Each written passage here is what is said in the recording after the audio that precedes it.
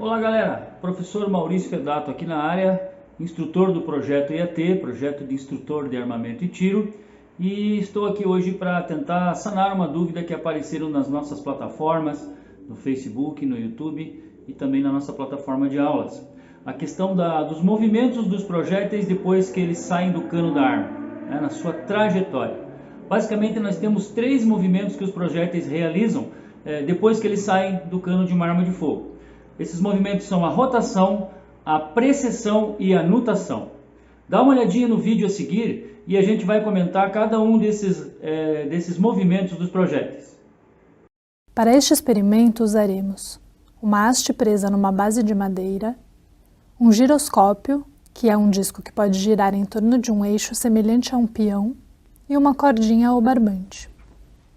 O giroscópio tem um furinho no eixo para transpassarmos a corda.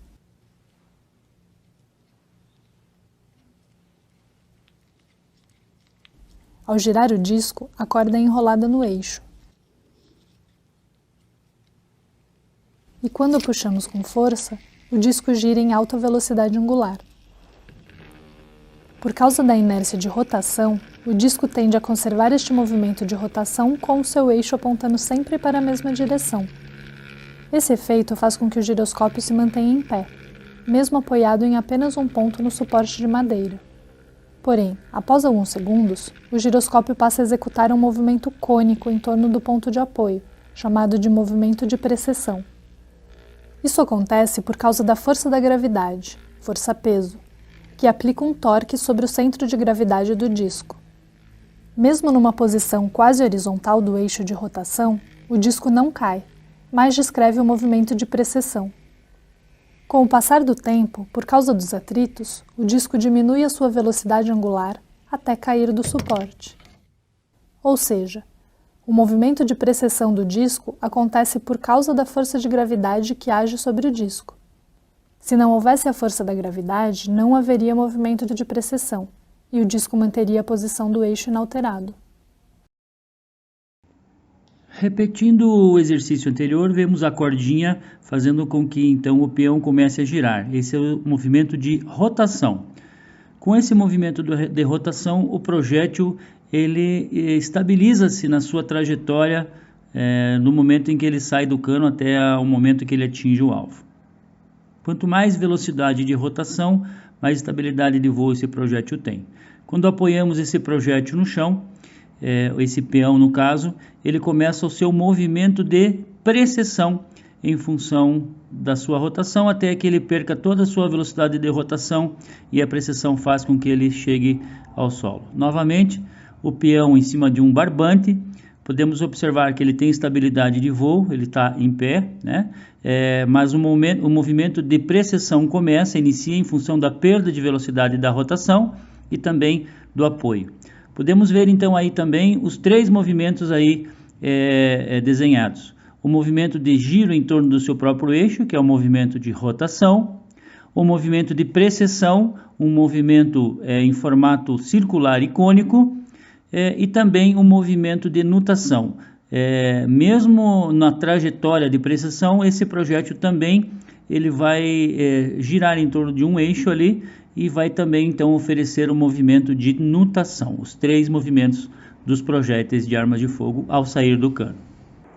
Como vocês puderam então ver no vídeo, os três movimentos juntos acontecendo no momento em que um projétil de uma arma de fogo sai do cano de uma arma. Eu vou tentar explicar um pouquinho mais didaticamente aqui agora através de uma caneta para que a gente possa então ver com mais facilidade esses três movimentos acontecendo. O movimento de rotação, observem aqui a tampinha da caneta, é aquele que o projétil, ao passar pelo raiamento do cano, adquire, girando em torno do seu próprio eixo. Então observe a tampinha ali, ela está girando em torno do seu próprio eixo e esse movimento então é o movimento de rotação que um projétil adquire normalmente ao passar pelo raiamento. Esse movimento de rotação ele pode ter sentido à esquerda ou sentido à direita, dependendo do sentido das raias do cano, mas a rotação é o movimento de giro em torno do próprio eixo longitudinal de um projétil de arma de fogo.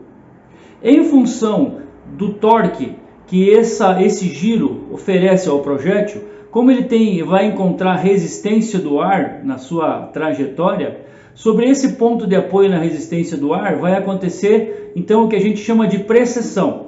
A precessão é o movimento angular do projétil, basicamente através da sua base, né? Como a gente viu ali no vídeo. Eu vou fazer de frente para vocês terem uma noção mais fácil.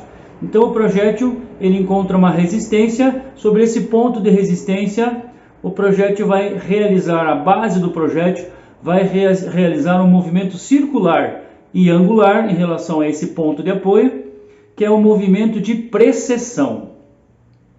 Temos o terceiro movimento, e eu já vou colocar aqui também, o movimento de nutação. Esses dois movimentos, tanto de rotação quanto de precessão acontecendo, vão gerar o terceiro movimento, que é o movimento de nutação de um projétil.